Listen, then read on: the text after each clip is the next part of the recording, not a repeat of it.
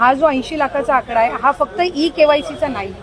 यात ई-केवायसीचे काही महिला असतील ज्यांनी ई-केवायसी केलेली नसेल इतक्या मुदतीत सुद्धा तेही आहेत. काही आम्हाला गेल्या 10-10.5 महिन्यापासून आम्ही एक IT विभागाचा म्हणजे इन्कम टॅक्सचा आम्ही जो आकडा ज्यांचं उत्पन्न 2.5 लाखापेक्षा जास्ती आहे हा डेटा जो आहे हा आम्ही त्या ठिकाणी मागवलेला होता. त्याला साधारणपणे 10-11 महिन्याचा कालावधी गेला. तर त्या जवळपास एक 11, 11.5, 12 लाख हा तो डेटा याच्यामध्ये 80 लाखामध्ये समावेश आहे.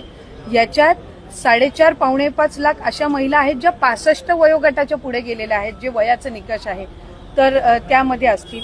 त्याच्यानंतर याच्यात सरकारी कर्मचारी ज्यांनी लाभ घेतला होता ते काही हजारांमध्ये होते, 14,000-14,500 असतील. त्यांच्याकडून वसुली जी आहे ही गेल्या 8 महिन्यापासूनच सुरू आहे. त्याच्यामुळे ते याच्यामध्ये आहेत. तर अशा पद्धतीनं काही नमो शेतकरीचे आहेत जे नमो शेतकरीचाही लाभ घेत होते, याचाही घेत होते. तर अशा पद्धतीनं ते साधारणपणे हा आकडा आहे. याच्यात सुद्धा काही आमच्याकडे ज्या लाभार्थी महिला आहेत यांनी विनंती केलेली आहे की त्यांनी ई-केवायसी करून सुद्धा त्यांना लाभ हा बंद झालेला आहे. आम्ही त्याची फेर तपासणी करत आहोत जेणेकरून कुठलीही महिला जिने ई-केवायसी केलेली असेल ती लाभापासून वंचित राहता कामा नये.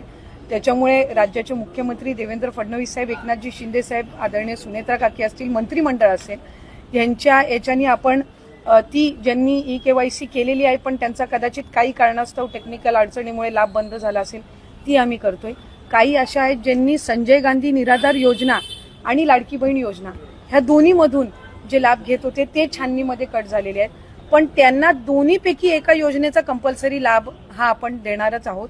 त्याच्यामुळे जे अशा बाय डिफॉल्ट दोन्हीकडे लाभ घेत होते आणि दोन्हीकडनं त्यांची नावं कट झालेली आहेत त्यांना दोन्हीपैकी एका योजनेमध्येच तरी 100% त्याचा शासकीय ह्या योजनांचा लाभ हा मिळणार आहे. काही RTOच्या संदर्भामध्ये तक्रारी केलेल्या आहेत. यातल्या 80 लाखामधल्या जवळपास 3-3.25 लाख हे RTOचे आहेत ज्यांचे वाहनं आहेत पण ते लाभ घेत होते.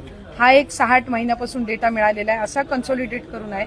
पण त्यातल्याही काही लाभार्थ्यांनी म्हटले की आमच्या नावाने म्हणजे निवेदन आलेली आहेत की आमच्या नावाने कुठलंही वाहन नाहीये तर त्याची फेर तपासणी होईल. तर त्या पद्धतीनं आहे. आणि साधारणपणे ज्यांनी ई-केवायसी चुकवलेली होती त्यांना 30 एप्रिलपर्यंतची मुदत ही देण्यात आलेली होती दुरुस्ती करण्याची. त्यामुळे असं आहे. आणि अजून सुद्धा फेब्रुवारी-मार्च महिन्याचा लाभ हा आम्ही गेल्या आठवड्यापासून वितरित करायला सुरुवात केली आहे. त्यामुळे हा आकडा किती असेल म्हणजे वितरित केल्यानंतर